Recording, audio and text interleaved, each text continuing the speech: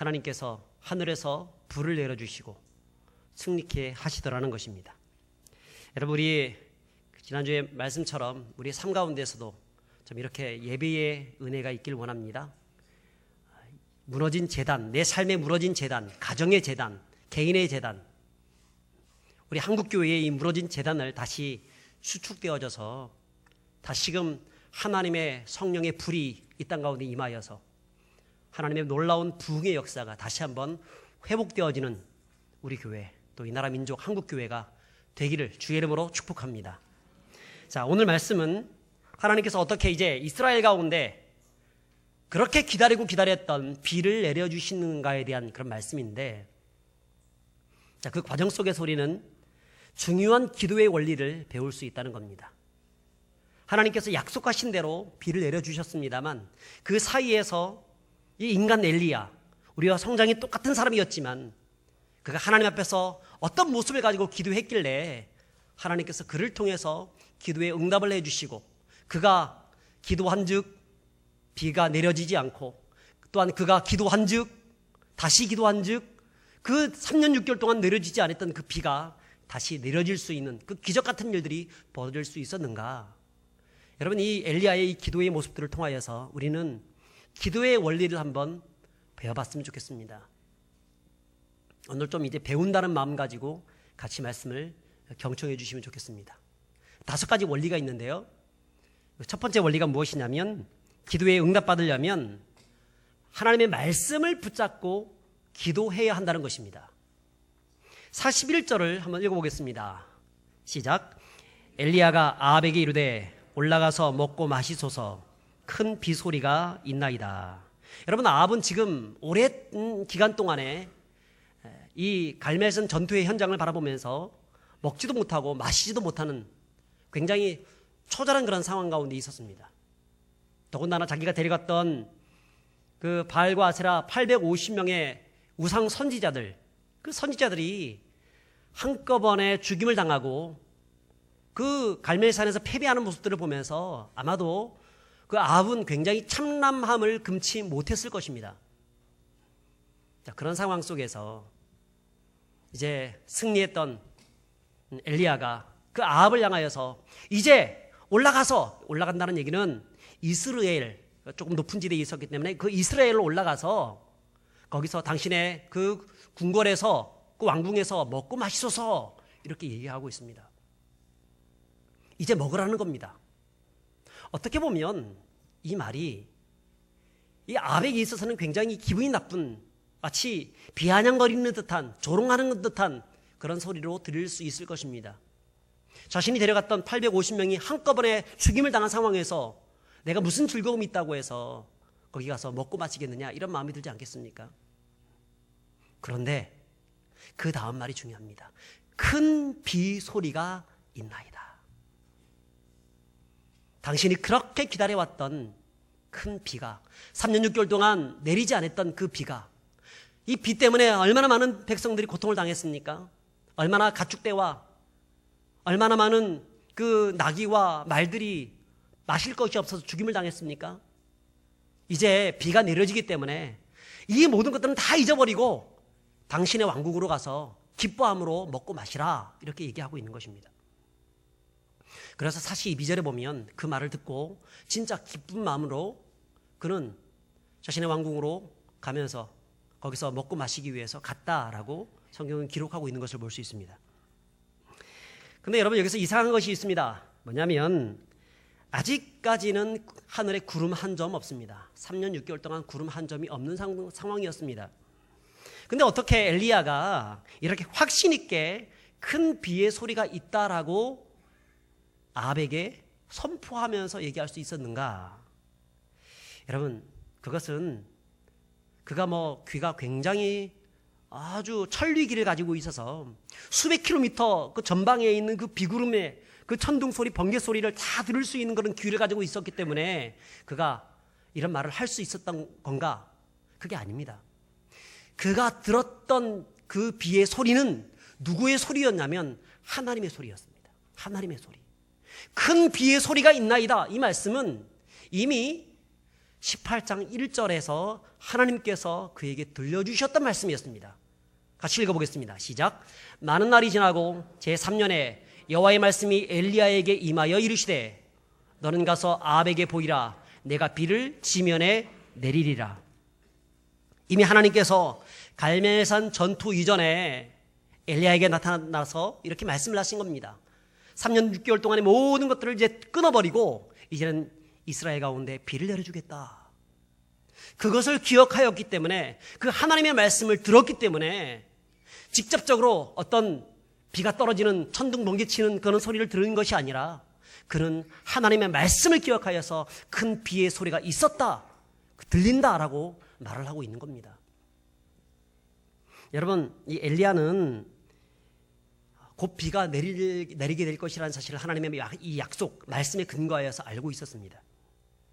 즉시 내리진 않았지만 이미 그것은 정해져 있는 것이었습니다. 그래서 엘리야는 그것을 기억하고 있었고, 바알과 아세라의 그 우상 선지자들이 완전히 제함을 받는 그날에 하나님께서는 비를 내실 것이라는 그런 확신을 가지고 있었는데, 여러분, 먼저 하늘에서 불이 떨어졌습니다. 그래서 그것 때문에 승리하게 되었고, 그것 때문에 850대 1에서 승리하였고 850명의 바알과 아세라 선지자들은 다 죽임을 당하게 되었습니다. 이제는 때가 된 겁니다. 이제는 하나님께서 정하신 그 비를 내릴 때가 되었다는 것을 그가 확신했습니다. 그리고 그 확신 속에서 아합에게 큰 비소리가 있나이다라고 이야기하고 있는 것입니다. 여러분, 하나님은요 반드시 당신의 하신 말씀, 그 약속을 지키시는 분이신 것을 믿으시기 바랍니다. 그러므로 성도는 기도하되 하나님의 약속에 근거하여서 기도하는 성도들이 되어야 할 줄 믿습니다. 하나님이 우리에게 말씀을 주시는 이유가 무엇일까요? 그 말씀 가지고 악한 마귀 권세 싸워서 이기라고 주신 말씀이기도 합니다. 말씀으로 선포하여서 원수 마귀는 그 말씀이 무서워서 도망가기도 합니다. 그런데 또 하나는, 여러분, 그 말씀은 기도를 통하여서 하늘의 축복, 하늘의 문을 여는 황금 열쇠가 되기 때문인 줄 믿습니다. 그래서 그 말씀을 우리의 기도의 삶에 가지고 들어와야 하는 겁니다. 기도할 때, 여러분, 어떤 기도가 강력한 기도가 되죠? 구구절절 여러 가지 말들 하면서, 혹은 기도하는데 갑자기 무슨 어떤 성인들의 이야기를 끄집어내면서 명언들을 끄집어내면서 막 얘기를 하면 그 은혜가 될까요? 전혀 은혜가 안 됩니다. 어떨 때 어떤 기도가 강력한 기도냐면요, 기도할 때 하나님의 말씀이 적절하게 들어가면서 그 말씀을 근거로 하여서 기도할 때 그 기도가 강력한 기도가 되는 거예요. 그러므로 우리의 기도는 항상 하나님의 말씀에 근거하여서 기도하여서 응답받으시는 분들이 될 수 있기를 주 이름으로 축복합니다. 두 번째는 어떻게 하면 응답받는 기도를 할 수 있느냐? 전심으로 집중하여서 기도할 때 응답받는 기도가 될 수 있습니다. 우리 42절을 같이 읽어보겠습니다. 아합이 먹고 마시러 올라가니라. 엘리야가 갈멜산 꼭대기로 올라가서 땅에 꿇어 엎드려 그의 얼굴을 무릎 사이에 넣고. 여러분, 여기서 보면 엘리야가 특별한 두 가지 행동을 하고 있는 것을 볼 수 있습니다. 하나는 갈멜산 꼭대기로 올라갔습니다. 또 하나는 자신의 무릎을 꿇고 자신의 머리를 무릎 사이에 집어넣어서 기도하고 있는 것을 볼 수 있습니다. 갈멜산 꼭대기로 올라갔다는 얘기는 다른 것은 보지 않겠다는 얘기입니다. 하늘만 바라보겠다는 겁니다. 오직 하나님을 향하여서 전심으로 기도하겠다는 겁니다. 그리고 무릎을 꿇었다는 얘기는 겸손히 엎드렸다는 얘기고, 자신의 얼굴을 무릎 사이에 넣었다는 이 모습은 내 마음을 전심으로 온 마음을 다하여서 하나님께 기도하겠다는 그런 뜻입니다. 그래서 유명한 성서학자인 매튜 헨리는 이런 기도의 자세에 대해서 겸손과 간절함의 표시다라고 얘기를 했습니다. 또한 카일과 델리치라는 그런 학자는 오직 하나님께만 전념하는 자세였다라고 얘기했습니다. 저도 기도할 때 한번 저의 머리를 무릎 사이에 집어넣으려고 노력해 본 적이 있었습니다. 아무리 집어넣어도 안 들어가요. 해보셨습니까? 아무리 집어넣어도 안 들어가요. 허리가 뻣뻣해가지고 안 들어갑니다. 평소에 그렇게 기도해봐야 이게 되지, 언제 한번 딱 기도한다고 해서 이게 되어지는 게 아닙니다. 여러분, 엘리야는 이렇게 단번에 이런 자세를 취할 수 있었던 이유는 아마도 평소에 늘 기도할 때마다 이렇게 무릎을 꿇고 자신의 그 무릎 사이에 머리를 집어넣고 전심으로 기도하는 그런 자세가 그의 삶의 스타일이었다고 볼 수 있습니다. 여러분, 바로 평소에도 늘 이런 기도 스타일 가지고 하나님께 기도했던 그 기도의 사람, 그 무릎의 사람, 그 엘리야를 당연히 하나님께서 위대한 사람으로 쓰시는 것은 하나님의 당연한 것이 아니겠습니까? 여러분, 예수님의 모습을 보면 어떻습니까? 새벽 미명마다 정하신 시간에, 또한 정말 어떤 문제가 생길 때마다 하나님께 나가서 전심으로 기도했는데 땀방울이 핏방울이 될 정도로 간절히 전심으로 하나님을 향하여서 기도했었습니다. 여러분, 성도는요, 전심으로 기도하는 사람들이 되어야 합니다. 우리가 기도해도 응답받지 못하는 이유는 마음 상태에 문제가 있어서 그런 것입니다. 주님이 가장 좋아하는 단어가 무엇이냐면 전심으로입니다. 전심으로. 근데 우리는 어떻습니까? 하나님이 들어주시면 좋고 안 들어주시면 어쩔 수 없고 해도 되고 말아도 되고 이런 마음가짐 가지고 기도하니까 기도가 응답받지 못하는 것입니다. 역대하 16장 9절에는 유명한 말씀이 있죠. 여호와의 눈은 온 땅을 두루 감찰하사 전심으로 자기를 향하는 자들을 향하여서 주님께서는 뭘 베풀어 주신다고요? 능력을 베풀어 주신다고 말씀합니다. 어떨 때? 전심으로 기도할 때. 하나님 지금 온 땅을 두루 지금 이렇게 보고 있다는 얘기입니다. 누가 나를 향하여서 전심으로 기도하고 있는가? 온 힘과 정성을 다해서. 여러분, 주님은 지금도 예배하는 자를 찾고 있는데 영과 진리로, 신령과 진정으로, 전심으로 하나님께 예배하는 자를 지금도 찾으시는 것입니다. 하나님 좋아하시는 단어가 전심으로예요. 그럴 때 기도 응답이 이루어지는 것입니다. 오늘 박헌수 장로님, 최경희 권사님 두 분 선교사님이 이제 10년의 사역을 다 마치고 이제 저 뒤에 앉아 계십니다. 참 감회가 새롭고 참 감격적입니다. 하나님 앞에서 10년 사역하겠습니다 헌신했는데 딱 10년 사역하게 하시고 다시 본국으로 돌아오게 하셨습니다. 하나님의 사명이 이제 그곳에서의 사명이 끝나고 또 새로운 사명 때문에 이곳에 하나님이 다시 불러주셨다고 저는 믿습니다. 지난 목요일 날 우리가 당회원들하고 또 우리 교육자들 다 같이 우리 장로님을 환영하고 또 같이 축복하고 또 섬기기 위해서 공항에 찾아갔었는데 사실 제가 그때까지 제 몸 상태가 사실 말이 아니었습니다. 한 2주 전부터 제가 굉장히 배가 스리스리 아프고 특별한 어떤 이유가 있었기 때문에 아팠던 건 아니었는데 되게 좀 안 좋았습니다. 뭘 잘못 먹어서 그런 것도 아닌 것 같고 이 원인을 잘 모르겠습니다. 배가 계속 아픈 거예요. 병원에 가가지고 처방도 받고 링거도 맞고 다 별것을 다 해봤지만 잘 낫지 않았습니다. 그러다가 지난 수요일쯤에 이게 최절정에 이르렀습니다. 오후에 신방을 이동하는 중에 너무 배가 아파가지고 도저히 안 돼서 그냥 중간에 중단하고 집으로 돌아와가지고 그냥 쉬었는데 그날 겨우겨우 수요 예배를 겨우 인도하고 난 다음에 너무너무 고통스러워. 그 상황에서 제가 내일 우리 장로님 만나야 되는데 내가 공항에 나갈 수 있겠나 하는 생각이 드는 거예요. 참 걱정이 많이 됐습니다. 아니라 다를까 그 다음 날도 여전히 기도했음에도 불구하고 낫게 해달라고 했는데도 불구하고 하나님이 낫게도 안 해주시고 그냥 아픈 상태에서 배를 움켜잡고 그냥 갔습니다. 같이 가셨던 우리 권사님들이나 또 장로님들 참 옆에서 안타까워가지고 걱정하시고 그러시더라고요. 장로님 들어오실 때에도 전혀 장로님 앞에서는 아프지 않은 것처럼 했지만 사실 굉장히 많이 아팠거든요. 그 공항 안에서 우리 장로님 들어왔을 때 같이 축복하고 또 기도하고 찬송 부르고 이렇게 할 수 없었기 때문에 장로님을 모시고 공항 밖으로 나갔습니다. 거기서 우리 교인들하고 같이 쭉 둘러서 가지고 장로님 위해서 정말 간절히 기도하는 시간들을 가졌습니다. 장로님의 사정들을 우리가 다 알고 있었기 때문에 거기 계신 모든 분들이 얼마나 간절하게 전심으로 장로님 위해서 기도하게 되는지 모르겠더라고요.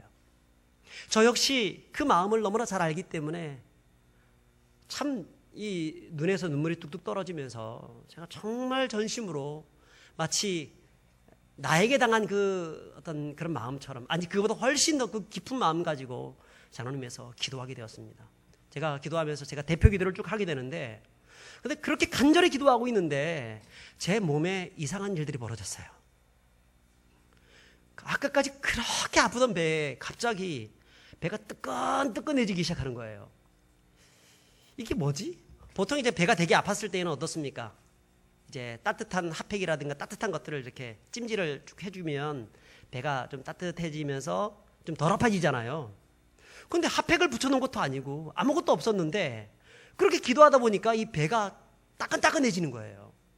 그러더니 그 고통이, 아까까지 그 고통이 사그러지는 것을 볼 수 있었습니다. 간절히 기도하고 있는 도중에 있었던 일이었습니다. 그리고 난 다음에 이제 돌아오는 차편에 저희 강사님이 제 차를 대신 운전해 줬었는데, 강사님한테도 그랬고 저희 아내한테도 아까 내가 기도하고 있는 중에 그 아픈 게 싹 사라져 버리더라, 그렇게 얘기를 했어요. 근데 그 다음날 제가 원했던 것은 아니었는데 우리 교육자들도 그렇고 특히 우리 조정희 권사님 너무너무 안타까운 마음 가지고 저 일신기독병원에 전화해가지고 아예 내시경 검사를 예약해놔 버리더라고요. 근데 저도 주변에서 이제 내시경 받아라 얘기했지만 솔직히 좀 겁이 나가지고 못 갔었던 거였거든요. 근데 예약을 하는 바람에 어쩔 수 없이 그냥 그날 밤에 아무것도 9시 이후부터는 물도 못 마시고 그렇게 지내다가 그 다음날 아침 그냥 아무것도 못 먹고 부랴부랴 갔지만 아침이 되었을 때 제가 일어나가지고 이 배가 아파야 되는데 배가 안 아픈 거예요. 그러니까 슬쩍 어떤 생각 가지 말까 하는 생각이 들었어요. 근데도 우리 권사님이 일부러 그냥 전화 다 해가지고 다 예약 잡아놨기 때문에 갔습니다. 내시경 받았습니다. 바로 즉시 그 자리에서 수면 내시경도 아니고 바로 그냥 내시경을 받았습니다. 근데 의사가 하는 얘기가 너무나 깨끗하다는 겁니다. 너무 깨끗하대요. 그 왜 아팠지? 나중에 이제 의사가 위험이 있긴 있는데 위축성 위험이라고 해서 그것은 40대 50대 되면 누구나 다 생기는 그런 위험입니다. 그냥 식사 조절 잘 하시고 그렇게 하시면 되겠습니다라고 얘기만, 그 정도 얘기를 하는 것으로 끝났습니다. 지금까지 안 아파요. 그래서 어떤 생각이 드냐면 전심으로 기도할 때 하나님께서 이렇게 역사하시는구나 하는 생각이 들었습니다. 다른 사람을 위해서 전심으로 기도하면, 혹은 자기 자신을 위해서 전심으로 기도하면 하나님이 역사하신다는 거예요. 여러분, 전심으로 기도하시는 분들이 되시길 바랍니다. 하나님이 제일 좋아하는 단어가 뭐냐면 전심입니다. 전심. 온 마음과 온 정성을 다해서, 온 힘을 다해서 기도할 때 하나님이 그 기도를 들으시고 역사하시는 것입니다. 그러므로 하나님 앞에서 전심으로 행하는 사람들은 하나님도 그 사람에게 전심으로 대하여 주시는 것입니다. 그래서 기도할 때도 전심으로 하시고요, 봉사할 때도 전심으로 하시고, 우리의 삶을 살아갈 때도 전심으로 살아가시는 분들이 다 되시길 바랍니다. 그런 기도 들으시는 줄 믿습니다. 자, 그다음 세 번째는요, 기도 응답받기 위해서는 말로만 하지 말고 실제로 기도하는 사람이 되어야 합니다. 다른 성경을 한번 찾아봤으면 좋겠습니다. 에스겔 36장 35절부터 37절까지인데 한번 한 절씩 같이 한번 읽어봤으면 좋겠습니다. 사람이 이르기를 이 땅이 황폐하더니 이제는 에덴 동산같이 되었고 황량하고 적막하고 무너진 성읍들의 성벽과 주민이 있다 하리니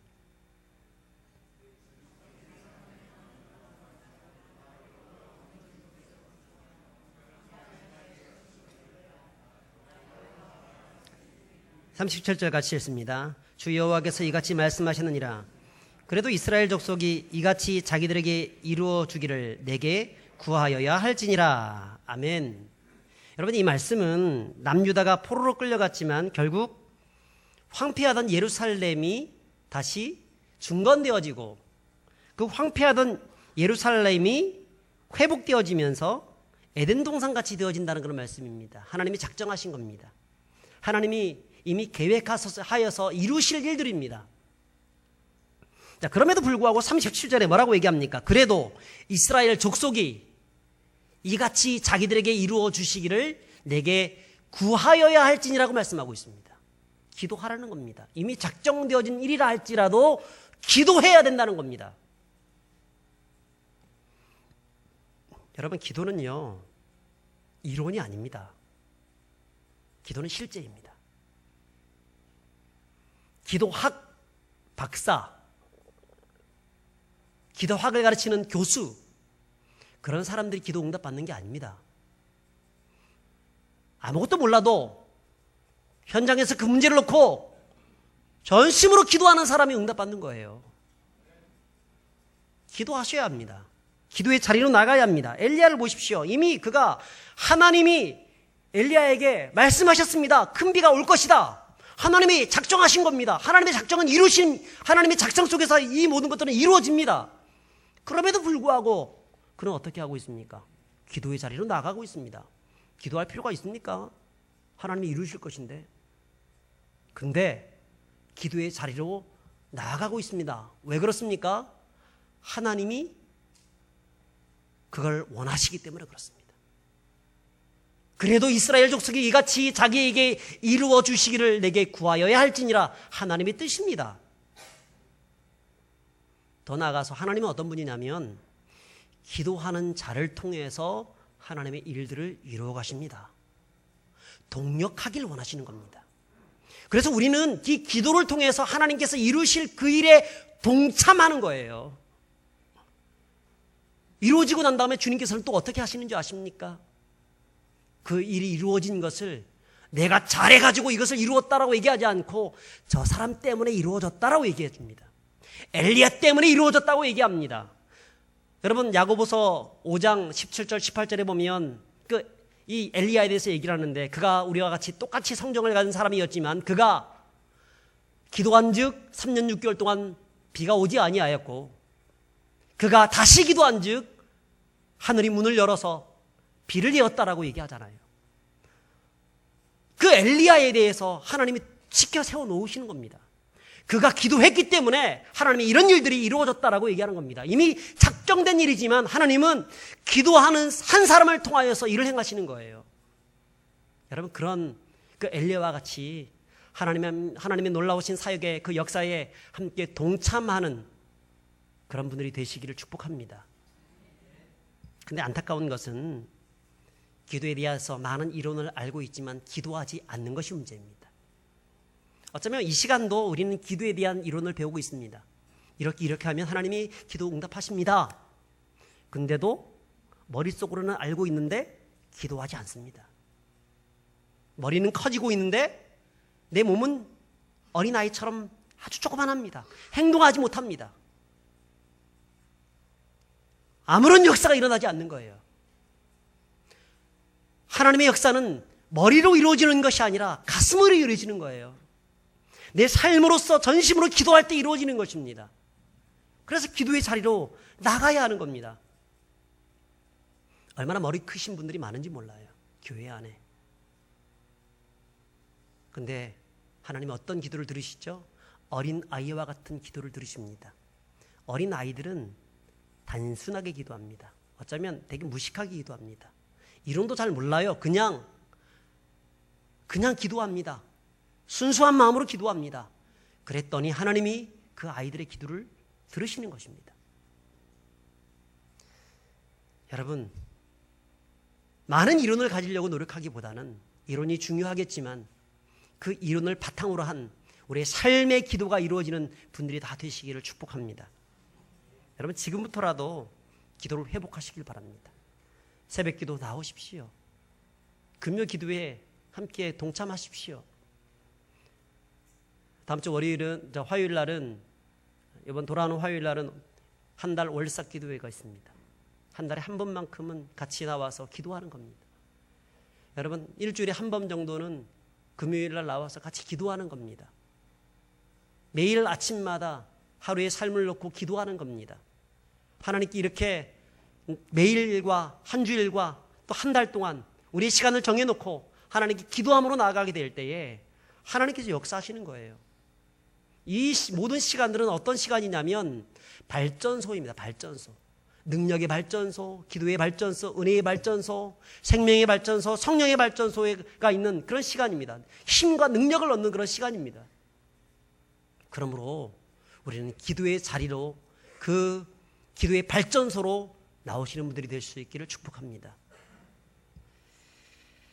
네 번째는요, 기도에 응답받기 위해서는 응답받을 때까지 기도해야 합니다. 응답받을 때까지. 우리 43절을 읽겠습니다. 시작. 그의 사원에게 이르되 올라가 바다 쪽을 바라보라. 그가 올라가 바라보고 말하되 아무것도 없나이다. 이르되 7번까지 다시 가라. 여러분, 엘리야는 자신의 사원을 향하여서 기도 응답이 있는지 없는지 바다 쪽을 바라보라고 얘기합니다. 그래서 한 번 갔다가 아무런 일들도 나타나지 않습니다 라고 얘기하니까 7번까지 다시 가라 라고 얘기합니다. 여러분, 여기서 이 7이라는 숫자, 7이라는 숫자는 단순히 7번 기도했다는 얘기가 아니에요. 7은 완전 숫자입니다. 히브리 문학 속에서 완전 숫자, 끝까지, 마지막까지, 응답받을 때까지. 하나님은 어떤 기도를 기뻐하시냐면 끝까지 하는 기도를 기뻐하십니다.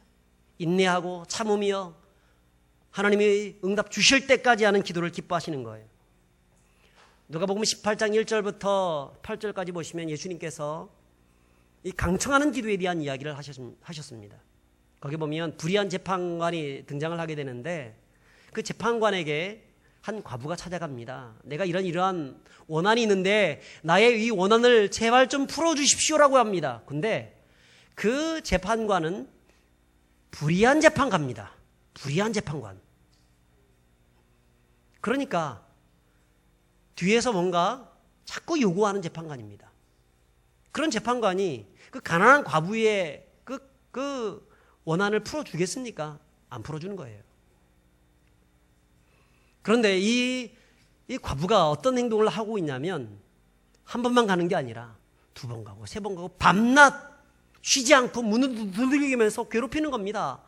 제발 내 원한을 풀어주십시오. 또 그 다음 날도 가서 원한 풀어달라고, 그 다음 날도 가서 원한 풀어달라고 계속해서 쉬지 않고 반복해서 그렇게 원한 풀어줄 때까지 그렇게 간절히 강청했더니 불의한 재판관이 도저히 견딜 수가 없어서 그 과부를 불러가지고 재판을 들어주고 원한을 풀어줬다는 얘기입니다.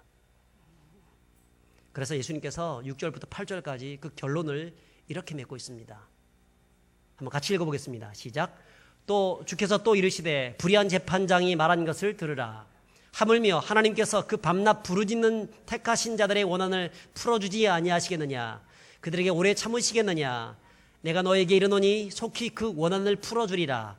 그러나 인자가 그 올 때에 세상에서 믿음을 보겠느냐 하시니라. 아멘. 여러분 보십시오. 그 불의한 재판장도 과부의 원한을 풀어주는데 하물며 하나님이 너의 원한을 풀어주시지 않겠느냐. 밤낮 부르짖는 자, 끝까지 기도하는 자, 쉬지 않고 기도하는 자. 여기서 이 강청 기도는요, 강청했다는 말은 세게 기도했다는 얘기가 아니라 반복해서 끝까지 기도했다는 말입니다. 그런 자의 원한을 풀어주지 않겠느냐라고 얘기하는 것입니다. 여러분, 그렇게 함을 통하여서 무엇을 보십니까? 우리의 믿음을 보시는 겁니다. 믿음을. 여러분, 한 번 성의 표시했다고 해가지고 그것이 진정성 있다고 생각하는 사람들은 별로 없습니다. 예를 들어서 어떤 사람에게 내가 정말 큰 잘못을 저질렀어요. 본인이 이 사람에게 사과하는 그런 마음 가지고 사과 한 박스를 들고 왔습니다. 사과하니까 사과 한 박스를 들고 왔어요. 용서해 주세요. 딱 주고 돌아왔습니다. 그리고 이 사람은 나 이제 잘못했지만 사과가 줬으니까 이제 사과해서 받았겠지. 이제 끝났어. 그런데 그 상대방의 입장에서 봤을 때는 사과 한 박스 딱 받았다고 해서 내가 저 사람에게 이 받은 그 원한이 큰데 그거 풀어지겠습니까? 네. 풀어줄 수는 있겠죠. 하지만 진정성 있는 답변이라고 보지는 않을 것입니다. 언제 이 사람의 마음이 진정성이 있다고 느껴지냐면 그 갖다 주고 난 다음에 그 다음에 만났을 때에도 아이고 그때 내가 정말 잘못했지요. 아이고 미안합니다. 라고 얘기를 하고 또 그 다음에 만날 때에도 아이고 그때 내가 정말 잘못했습니다. 그러면서 밥이라도 한 개 사주기도 하고 진짜 미안합니다. 라고 얘기를 하면 저 사람이 진짜 나한테 잘못을 구하는구나. 그러면 이전보다 관계가 훨씬 더 좋아지게 되는 거예요. 근데 우리는요, 내가 한번 딱 사과했으니까 뭐 끝났지 뭐. 그렇게 해버리는 겁니다. 그리고 난 다음에 더 이상 말도 하지 않습니다. 사과했다고 하면 그 사람에게 관계가 회복되어져서 그 다음부터 말을 건네고 서로 그 이전보다 더 친밀한 관계로 나가야 되는데 그렇지 않는 거예요. 하나님도 마찬가지입니다. 한번 하나님께 나가서 큰 소리 외치면서 하나님 들어주시옵소서 목이 터져나가면서 외친다고 해서 기도한다고 해서 하나님 들어주십니까? 안 들어주세요. 진정성이 없는 겁니다. 주님이 말씀하잖아요. 인자가 올 때에 세상에서 믿음을 보겠느냐. 여러분 그 모습을 통하여서 그 사람이 진짜 믿음이 있는가 없는가를 보신다는 겁니다. 진정성 있는 기도. 어떤 기도입니까? 반복해서 밤낮 쉬지 않고 그 문제를 가지고 전심으로 기도하는 거. 여러분 그게 진정성 있는 기도입니다. 하나님이 그것을 받으시는 겁니다. 그러므로 성도는요. 기도하되 응답 받을 때까지 기도해야 합니다. 그 기도가 강력한 기도가 되어지는 줄 믿습니다. 자, 마지막으로 5번째는 응답의 사인을 보여달라고 기도할 수 있어야 합니다. 44절에 보면 제가 한번 읽어보겠습니다. 7번째에 이르러서는 그가 말하되 바다에서 사람의 손만한 작은 구름이 일어나나이다. 이르되 올라가 아합에게 말하기를 비에 막히지 아니하도록 마차를 갖추고 내려가소서 하라 하니라. 엘리야는 사원 보고 바다에 가서 구름이 일어나는지 보라고 했습니다. 그리고 첫 번째 가봤는데 전혀 그런 일들이 없습니다. 그래서 7번까지 가라고 했습니다. 그런데 7번째 가봤더니 거기에서 손바닥만한 아주 작은 구름이 올라와 있는 것을 본 겁니다. 그것을 보고 돌아와서 작은 손바닥만한 구름이 일어났나이다 라고 얘기하니까 엘리야는 그것을 무엇으로 봤냐면 사인으로 본 겁니다. 이제 하나님의 역사가 시작되는구나. 이제 비가 올 것이구나. 사인으로 본 것입니다. 그리고 그 확신 속에서 사원에게 얘기합니다. 너 빨리 가서 아합에게 이르기를 이제 비가 올 것이니까 이제 곧 비가 올 것이니까 그냥 가지 말고 마차로 그냥 달려가라. 그렇게 이야기하라. 그렇게 전해라고 얘기하는 것입니다. 여러분 기도는 먼저 사인을 구하는 것이 되어야 합니다. 우리 성도들의 문제는 뭐냐면 첫 술에 배부르려고 하는 것이 문제입니다. 한 방에 내 기도 응답 빡 받아야지 라고 하는 마음들. 근데 그것보다 더 중요한 것은 하나님의 사인이 무엇입니까? 라고 그 사인을 구하는 것이 훨씬 더 중요합니다. 하나님의 기도 응답을 주시기 전에 항상 사인을 먼저 보여주십니다. 이 기도가 정말 맞는 기도인지 아닌지를 판단케 해주십니다. 그 사인을 통하여서. 여러분 기도에는 3가지 응답이 있다 그러죠. Yes, No, Wait. 어떤 기도를 했을 때 그래 내가 들어줄게 즉시 응답해 주시는 것이 있습니다. 그리고 어떤 기도는 No, 아니다라고 얘기하는 것이 있습니다. 너 그거 가지고 있으면 너 죽어. 너 큰일 나. 네가 아무리 지금 네 상황 속에서 이거 응답해달라고 이 돈 달라고 부자게 되게 해달라고 복권 당첨되게 해달라고 기도하고 있지만 너 그거 했다가는 너 끝나. 나 들어줄 수 없어. 그거는 경우에 어긋나는 거야. 그건 들어줄 수 없어. 이런 여러 가지 이유들 때문에 노라고 하는 것이 있습니다. 하나님은 우리의 삶의 전 모든 부분들을 다 알고 있기 때문에 노라고 하시는 거예요. 근데 어떤 경우는 웨이트, 기다리라고 합니다. 기다려라. 지금은 너 그거 차지할 만한 그것을 할 수 있는 그런 능력이 너는 안 돼. 너 그거 가졌다가는 지금 가졌다가는 큰일 나. 그래서 조금 더 기다리고 조금 더 성장해서 너 그것을 충분히 소화할 수 있을 만한 그런 능력과 지혜를 가지고 있을 때 내가 그때 줄게. 기다리라는 것입니다. 이 세 가지 기도 응답이 있습니다. 근데 예스든 노든 웨이트든 하나님은 항상 그 전에 뭘 주시냐면 사인을 주십니다. 그리고 우리로 하여금 준비하게끔 하시는 것입니다. 준비하게 하시는 거예요. 사인을 주셔가지고. 어제 그 대학 청년부에서 홈커밍 데이를 했습니다. 오후 4시에 그 옥상의 하늘정원에서 정말 아름답게 자기들이 잘 꾸며놔가지고 거기서 홈커밍 데이, 다른 우리 친구들, 주변의 친구들 전도해가지고 불러와서 축제도 하고 같이 교제하는 시간들을 가지려고 했었습니다. 그런데 거기서 못했어요. 어제 4시쯤에 어떻게 됐죠? 하늘이 뚫려버렸습니다. 비가 얼마나 많이 오는지 도저히 이것을 할 수 있는 그런 게 안 됩니다. 그래서 그것 때문에 사실 청년들이 좀 실망한 청년들도 있었던 것으로 제가 알고 있습니다. 정말 간절히 기도했는데 왜 하나님이 이렇게 응답해 주시지 않는가? 더군다나 그것을 믿고 이미 제가 1시 반쯤에 딱 올라갔을 때 보니까 얼마나 이 감성 카페, 노천 카페, 저리 가라 할 정도로 제가 그것은 찍어놨어요. 너무너무 아름답게 잘 꾸며놨더라고요. 그 모습들을 밤에 이것을 여기서 하면 참 아름답겠다라는 생각이 들 정도로 옥상을 그렇게 잘 꾸며놨더라고요. 1시 반쯤에.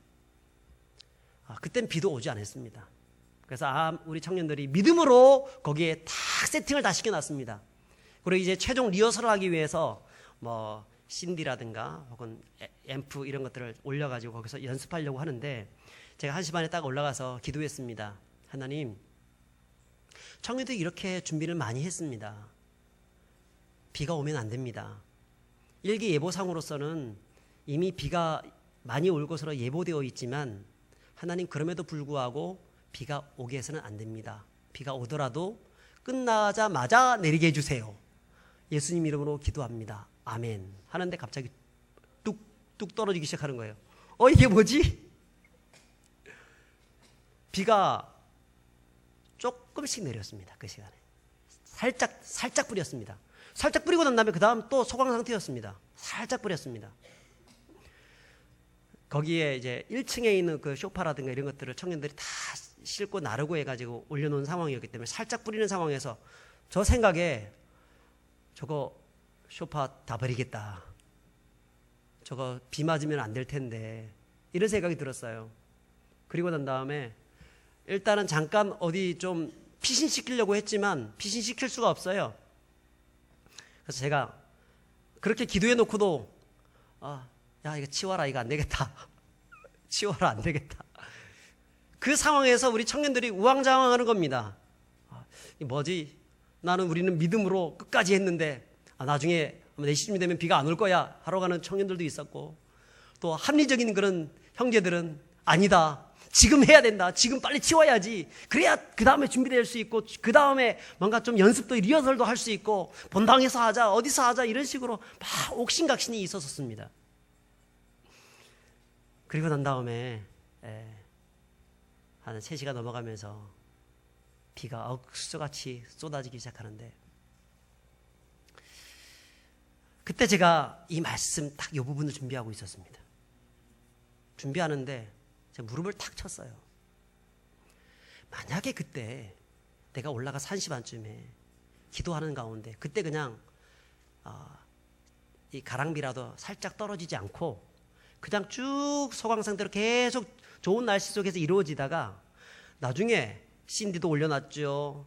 뭐 거기서 이제 그 모임 갖기 위해서 쇼파도 다 올려놨죠. 정말 아름답게 다 해놨는데 4시 딱 됐는데 갑자기 확 떨어지면은, 어제 비 경험해 보셨죠? 얼마나 많이 왔습니까? 확 떨어지면 어떻게 되었을까?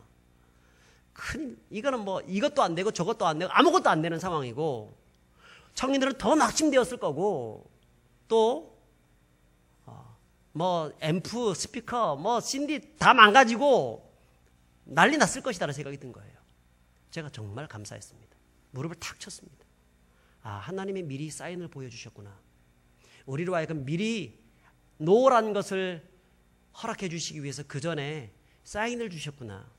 그리고 그것을 우리가 지혜롭게 대처를 잘했구나 생각을 했습니다. 여러분, 기도 응답에는요, 항상 예스든 노든 웨이트든 그 전에 사인을 주십니다. 그런데 대부분의 사람들이 그것을 놓쳐요. 그리고 무작정 그냥 아까 제가 전심으로 얘기를 했죠. 끝까지 기도했죠. 그것만 생각하면서 자꾸 기도하는 겁니다. 그것은 하나의 요소들이긴 하지만 여러분, 사인이 있어야 합니다. 그 사인을 다 보여달라고 기도해야 됩니다. 그리고 그 사인이 있으면, 삶 속에서 사인을 주시면 그 사인에 합당하게, 노라고 하면 노라하는 사인들, 예스라고 하면 예스라는 사인들, 기다리라고 하는 그런 사인들 속에서 우리는 하나님께 나가야 합니다. 그럴 때 하나님의 응답을 경험할 수 있습니다. 이미 청년들은요, 기도 응답 받은 겁니다. 비가 온 것도 기도 응답 받은 거고, 비가 안 온다 하더라도 기도 응답 받는 것이죠. 그러므로 성도 여러분, 마지막으로 중요한 것은 사인을 놓고 기도하십시오. 하나님이 살아계신 분이기 때문에 여러분 삶 가운데서 정말 전심으로 기도하고 간절히 기도하는 자들에게 결코 외면하지 아니하시고 사인을 주셔서 능히 대처할 수 있도록 지혜를 주시는 줄 믿으시기 바랍니다. 마지막으로 제가 우리 선미의 선교사님이 계십니다. 그분 이야기만 하고 말씀을 맺히려고 합니다. 몽골 선교사님이신데 이분은 참 십수년 동안 몽골에서 선교 사역을 잘 감당했던 그런 선교사님이십니다.